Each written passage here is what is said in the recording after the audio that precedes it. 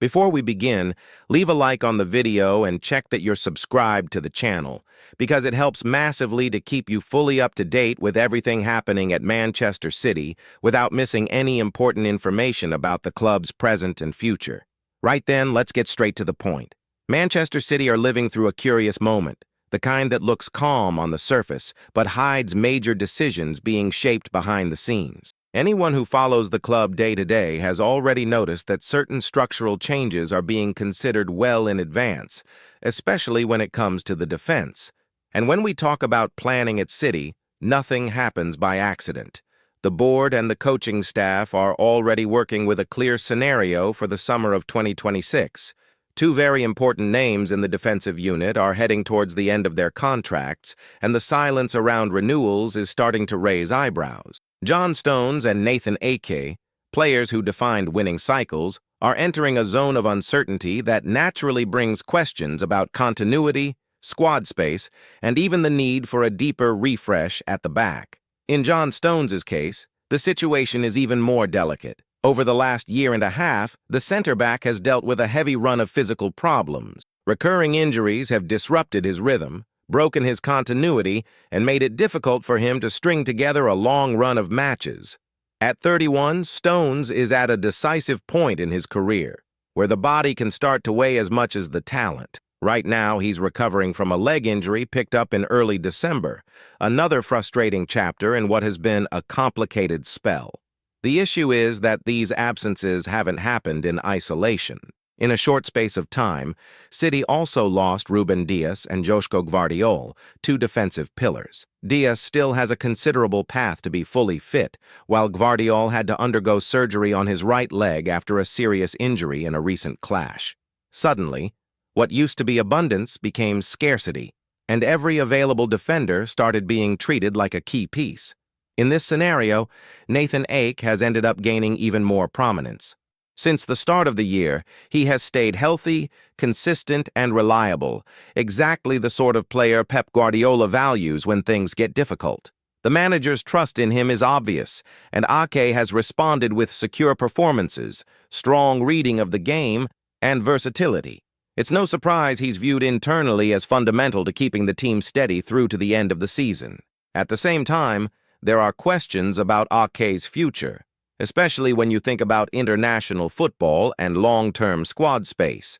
With the World Cup approaching, the center-back knows he needs to be playing regularly at a high level to remain competitive for the Netherlands. Rumors suggest he has already reflected on his role in the squad and on what might be best for his career over the next few years. Even so, it's hard to imagine that an immediate departure would be appealing. Ake has already won the Premier League 4 times. He challenges for trophies every year, and he's part of one of the most solid projects in world football. Trading that for a mid-table or lower-half club in England doesn't seem to make much sporting sense. Pep himself has made it clear that, in Stone's case, the decisive factor will be the number of minutes he has managed to accumulate over recent seasons. And with Ake, the sense is that he is someone the manager would like to keep, precisely because of the reliability he provides. Even so, information coming from people very close to the club's day-to-day suggests that both Stones and Ake are among the names most likely to leave Manchester City in the summer of 2026. This isn't an emotional decision, but a cold reading of cycle, age, physical condition, and the need for renewal. City have always been a club that prefers to anticipate decline rather than react when it's already too late. That's why the planning already includes potential replacements. One name gaining momentum is Marc Guéhi, the Crystal Palace defender and a regular presence with England. City's interest isn't new, but it's now starting to take on more concrete shape. The idea would be to bring in a center-back who can step straight into the side, absorb the playing philosophy, and in practice, take the place of Stones or Ake, even before one of them fully departs. There is, however, a game of patience involved. Guéhi knows his contract is moving into a decisive phase, and waiting until the summer could mean a higher signing-on bonus and more power of choice. Still, City are considering testing Crystal Palace's resolve with a direct offer, which could sit around $35 million. For a defender who is already ready, with Premier League experience and a technical profile that suits Pep's style, that figure is seen as reasonable. Meanwhile, a young center-back who was recently brought back into the first-team environment is starting to gain traction as an internal option. Antoine Semenyo's arrival in the senior group has opened room for rearrangements, and this young defender could end up staying with the squad for good, gradually taking on a more relevant role. City like this blend of targeted signings and internal development, keeping the squad's identity intact over the years. All of this makes it clear that Manchester City's defense, so solid in previous cycles, is on the verge of a deep transformation. It isn't just about swapping names, but about adjusting the squad's profile to the physical and tactical demands of a game that is becoming more intense every season. For supporters, there's a sense that big decisions are being taken now to avoid bigger problems later. This possible farewell to historic players naturally splits opinion. Some see it as the end of an era, others as a necessary evolution. The fact is, City don't usually act on impulse. When a move of this magnitude is being prepared 2 years in advance, it's because the club believe the next step is already mapped out. Next, this defensive planning connects directly to Pep Guardiola's philosophy on players, mentality, and career path, something that becomes even clearer when we look at Antoine Semenyo's rise within the club. The way Manchester City think about the future of the defense also helps explain another important point that has been gaining ground internally: the value placed on a player's journey, not just raw talent. And that's exactly where Antoine Semenyo's story fits almost perfectly with the club's current moment. When Semenyo's name began to circulate more strongly among supporters, many people focused only on his immediate impact on the pitch: pace, physical power, attacking presence, and personality. But for Pep Guardiola and the decision-makers at the Etihad, what truly stood out was the road this player traveled to get there. Nothing was simple. Nothing was automatic. Nothing came without pressure. Semenyo is not the product of early success. He had to deal with frustration, periods out of the spotlight, and loans that felt more like tests of endurance than comfortable opportunities. There were moments when he heard more no than praise, when he had to prove himself far from the ideal environment, playing in difficult contexts with less structure and less visibility. For many clubs, that kind of background is seen as a risk. For Manchester City, it's seen as character building. Guardiola has always made it clear he prefers players who understand the weight of an opportunity. Athletes who don't treat a minute on the pitch as something guaranteed, but as something that must be earned every single day. And Semenyo carries exactly that mentality. When he finally got the chance to feature more prominently, it was clear he wasn't there just to take part. He came to compete, to decide games, to show that his place could no longer be taken away easily. His debut in the FA Cup was a direct reflection of that. In a match that mixed first-team names with young talents, Semenyo stood out for his intensity, his reading of the game, and, above all, his hunger. He scored, provided an assist, and played an active role in attacking actions, always looking for something extra. He didn't look like someone still adapting, but like someone fully aware that that moment could define the direction of his career. In recent interviews, Pep spoke openly about this kind of journey. He pointed out that not every player blossoms early and that often, the harder paths produce more complete footballers. According to him, difficulties don't delay development, they shape it.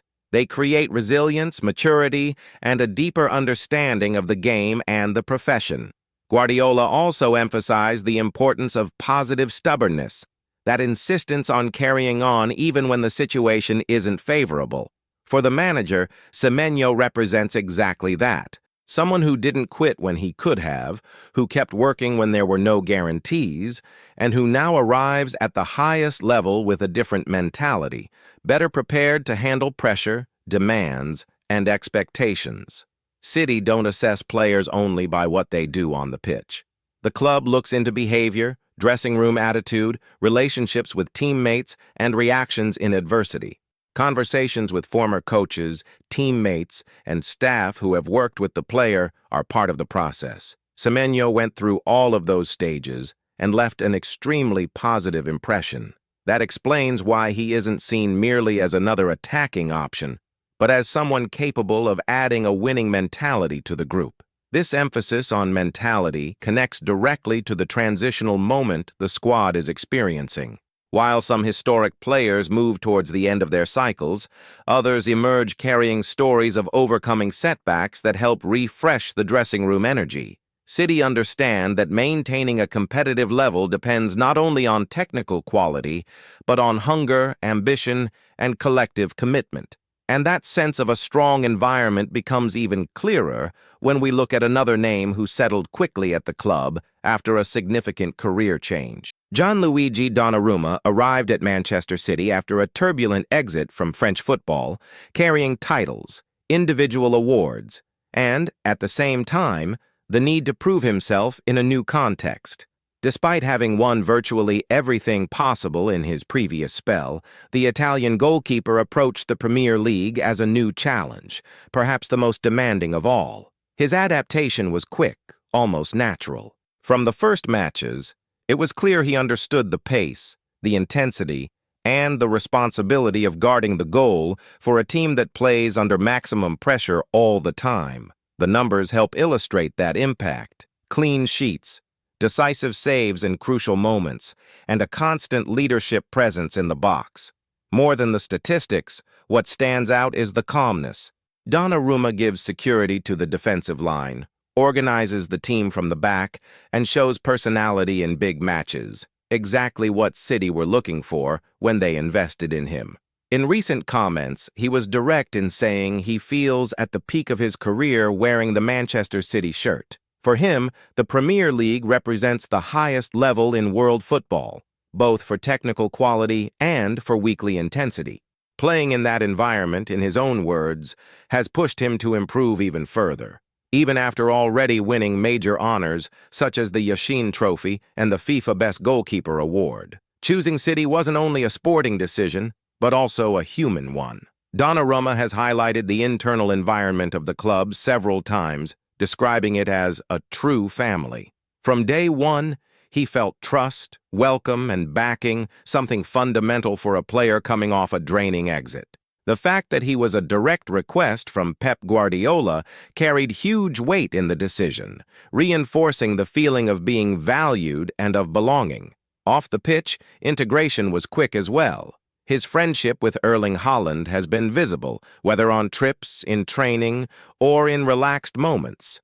That kind of relationship strengthens the dressing room and helps create a healthy atmosphere, something City consider essential for sustaining a heavy calendar and competing on multiple fronts.